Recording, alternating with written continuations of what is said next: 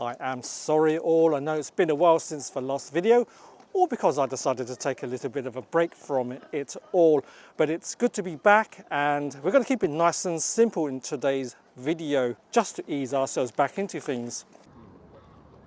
And a warm hello all and welcome back. So I'm outside the Cutty Sark pub in London Greenwich for today's Sunday roast dining experience.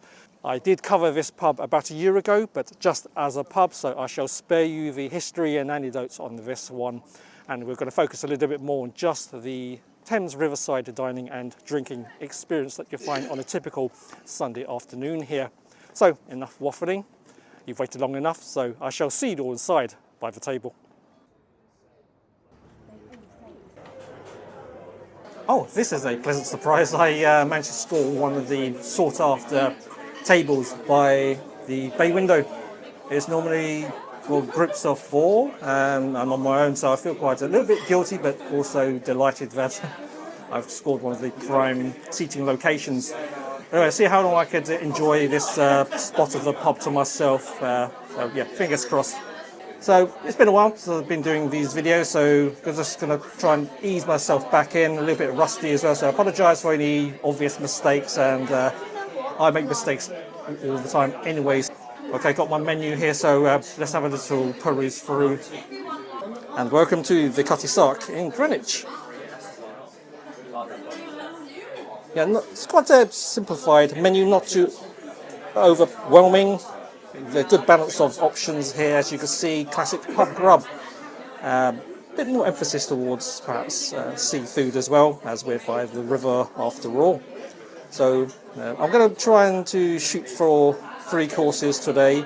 So a few options on the small plates section here that is got my attention. And as it's a Sunday roast, so we'll zoom in on what they have to offer there. You've got a choice of beef rump and your vegetarian option, and porchetta of the rolled Italian style rolled pork belly with garlic and herbs, all very good, and chicken supreme. And if you're not sure about what meat and poultry, then you can have a little bit of everything, which I am likely to gravitate towards. And such on the sides if you're still hungry, but I can assure you once the main course has landed, you will find sides are not necessary. And for those who are curious about the wine list, is your wine selection. So champagne, sparkling wines, good selection as well, considering this is a pub. Rosés, white wine, and reds on the right hand side. So there you go. And here is a rather unassuming pair of salt and pepper shakers. So the question is, will I need to use them for this meal today?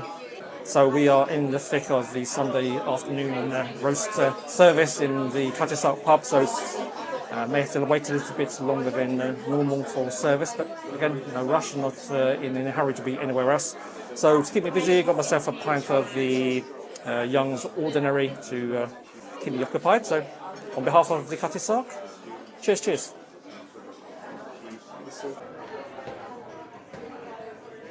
And behold, the first course of the afternoon, and this is whitebait. Nothing more, nothing less. So whitebait has some historical significance to this part of Greenwich, which hopefully we'll elaborate a little later. But let's get started with the taste. So this is a whitebait fish, deep fried, all very crispy, rather salty, fishy of course, and you just simply eat the little fish whole and you dip it into a little bit of mayonnaise and you're good to go. That's delightful. Put a bit of lemon in there just to add a touch of acidity. Not too much, just a touch like that. No salt and pepper required for this one, I'm afraid. Sorry guys. Let's go for another piece. Dip it in again. You know what? 2 bites in, and I can tell this is going to be pretty addictive starter. It's quite heavy on the calories as well, so if you're going to have something like this at the Cutty Sark, then Perhaps plan this as your main meal of the day if you're going to have more than 2 courses. It's going to be quite a hearty slap-up Sunday roast today. I'm rather liking it. It's crispy but very light and tender in the inside, if that's the right term. It literally just melts in your mouth. So you can't taste any bones. There's no sort of that prickly texture, say if you were to eat sardines or anchovies. It's nothing like that at all. It's a lot more delicate, a lot less salty than anchovies for sure. And not too fishy either, so I can see why it was a very popular dish back in the day. And we truly have liftoff now in this video. I told you I'm just trying to ease myself back in. You know, this whitebait, it's almost as if you close your eyes and you just eating the fish, because there's no bones, there's nothing, there's no sort of standout texture or any resistance. You could, honestly, it could be something like a plate of chips almost. But I just funny idea, imagine having, instead of fish and chips, you have cod with whitebait on the side to substitute for your chips. Bit of a crazy idea, but you know what? With the mayonnaise or without it, it's just as moreish. So I'm going to have some with and some without, just so I can appreciate the fish on its own more. I'm sorry for those who are a bit squeamish about eating fish whole, or seeing heads and all the other little details, but that's just the way it is. It's food as nature intended. I reckon this would make an incredible outdoor eating treat, especially close to the river as possible. I've noticed there are benches along the bank, so if you were to score a table out there on a nice sunny day, order one of these and a glass of white wine, champagne, or a lager of your choice. Yeah, you'll be pretty happy, in a happy place, I can assure you. Versatile starter. You can eat it with your fingers if you like. Whitebait has some historical connection to Greenwich, and the reason that is you had more well-esteemed visitors in Greenwich back in, I would say, 19th century, early 19th century, even including Charles Dickens. They would frequent some of the eateries in this part of London, and whitebait was the go-to dish to kick off proceedings with, and it's rather good that they continue that tradition today.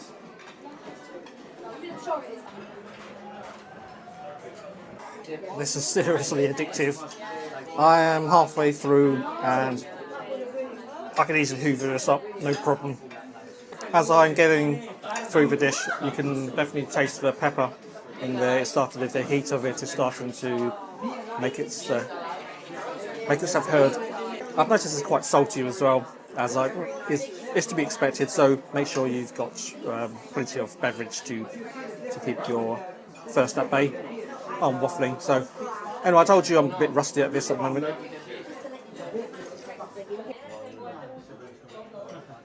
Okay, just thought I'd share the first person view from the table, and you can see across the river there the cityscape of Canary Wharf looming at the distance, but concealed with a veil of mist and fog there. Yeah, it's not the best weather, but at least it's not pouring, so can't grumble too much. And here we have Yorkshire pudding, seasoned with some roast potatoes and a trio of meats and some vegetables and gravy. It's quite an imposing dish, as you can hopefully I capture the camera, so I'm actually struggling to land my tripod in the right spot to get a good angle. So, alright, we're able to work with this. It's going to be tricky, but there you are. So rump of beef cooked medium rare, as it should be, so you can appreciate the quality of the beef. No point cooking it thoroughly through. You're going to pay all this money. Before I tuck in, I'm just going to reveal in behind, you've got the generous cut of porchetta there, and you've got a leg of chicken as well. I will review everything throughout the course of the meal.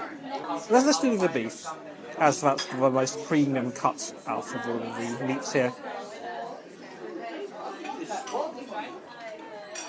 Now, will I need a serrated blade? No, actually it's surprisingly tender.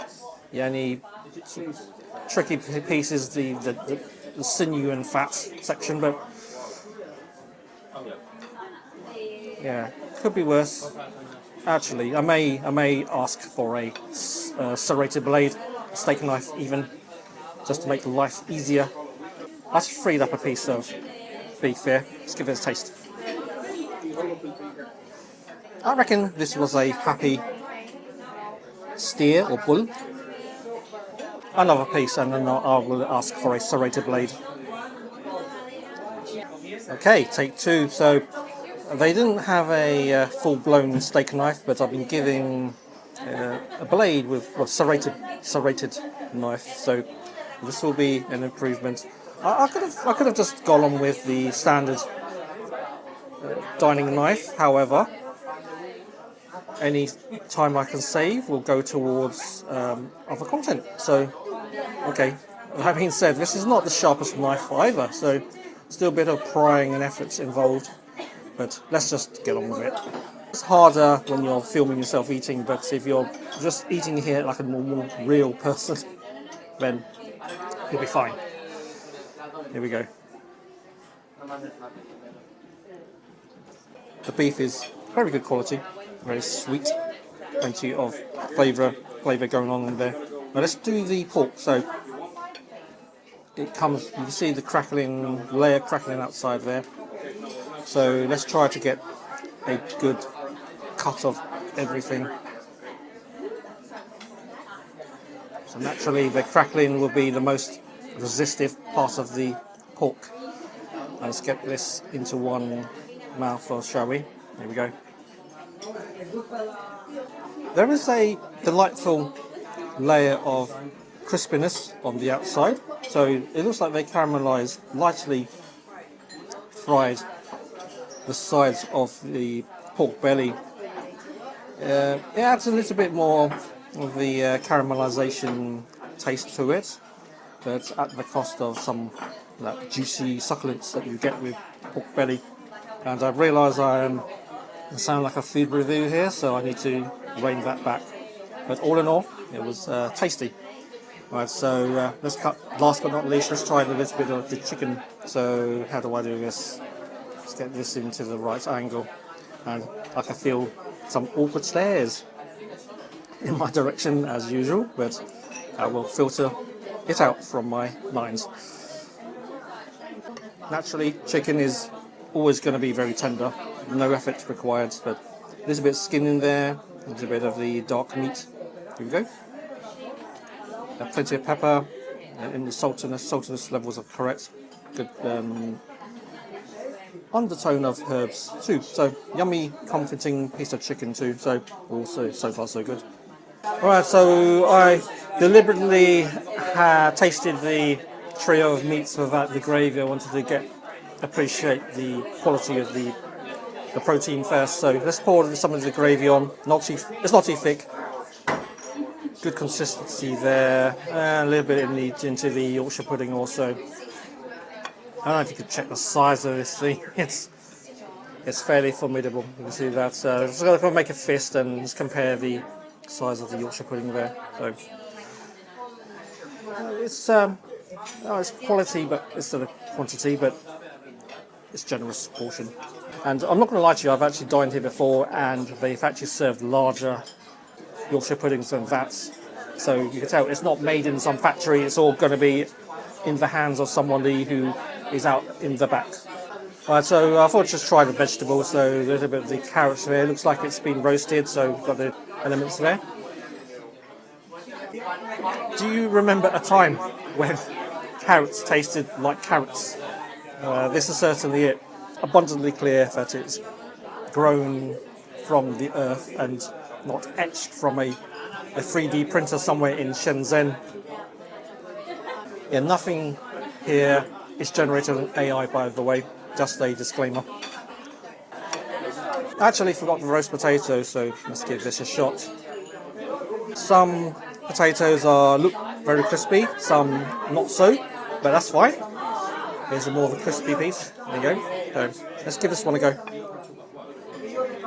Very little room left on the plate. Very generous portion.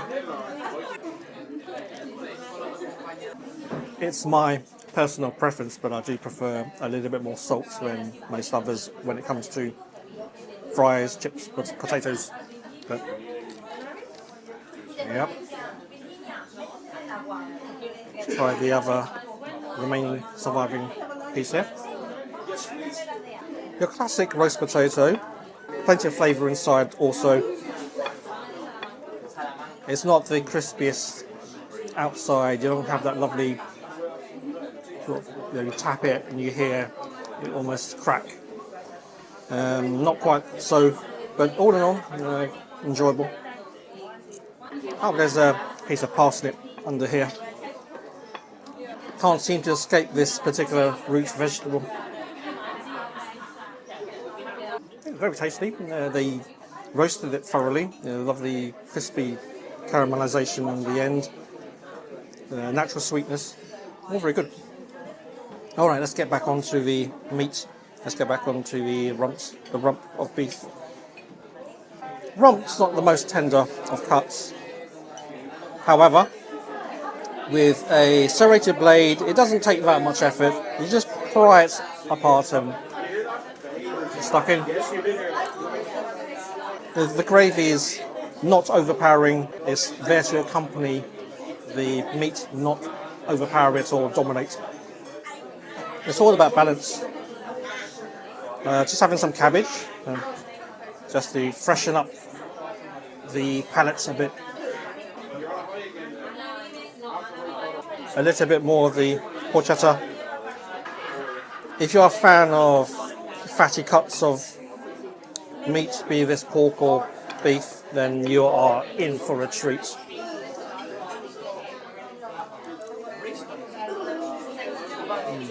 Yeah, very satisfying. Okay, let's have a little other bit of chicken, and then I'll share my thoughts on the Yorkshire pudding. Sorry, that's going to come up with the mix for That lovely classic roast chicken flavour. Because it's the leg and a little bit of the thigh as well on the bone, you get all the favourite textures and flavours of a roast chicken. You don't get that with breast, I'm afraid to say. I've actually cast to the side the horseradish, so I'm going to kind of take it or leave it with horseradish, and I'm quite liking the delicate flavours of the beef, so I think I'll put this. Oh yeah, I'm going to refrain from using that.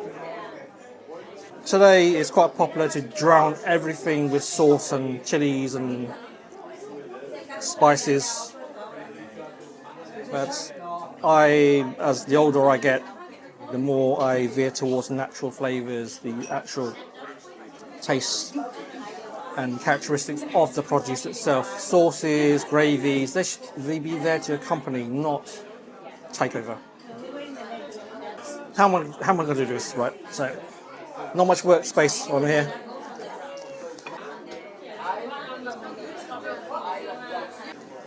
Classic Yorkshire pudding. Your cliche, crispy outside, fluffy in the middle. Okay, this is a slightly strange set of developments. So there was a table behind me that they complained about the food.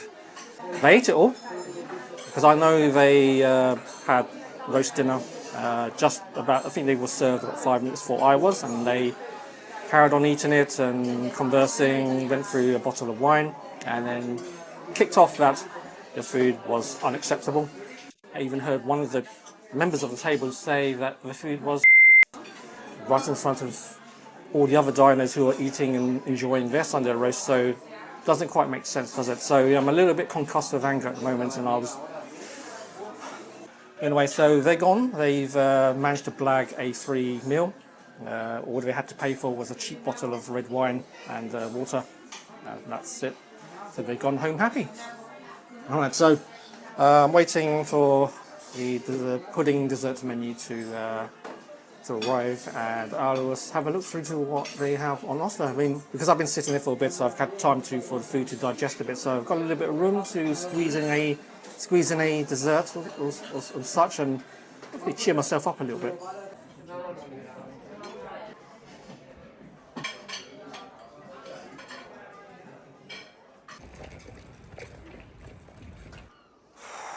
Take deep breaths. Right, there is no pudding or dessert to end the video, I'm afraid, as I ran out of time. No thanks to the table behind me who held up service. If you got a legitimate complaint about food, then raise it straight away. Give the food back, tell them what exactly is wrong with it and let them deal with it, and then you either order something else or just leave. Don't eat your entire meal and then complain afterwards. That's just not on. That is bang out of order. And if that wasn't bad enough to then loudly proclaim that the food is SHIT in front of other diners who were enjoying their Sunday roast is pretty much uncouth and screams to me of main character syndrome. Sorry, this has never happened in my videos, but anything can happen when you're out there vlogging. Enough rambling. I will reflect on the two courses that I had. White spade was fantastic. Sunday roast was generous, full of flavour. You know, for something touristy and accessible, they've gone above and beyond what they can get away with. So you can't knock a pub for that. So that is why I wanted to showcase this pub, and of course it's coupled with so much history and character and charm as well. So even if you don't want to come here to eat,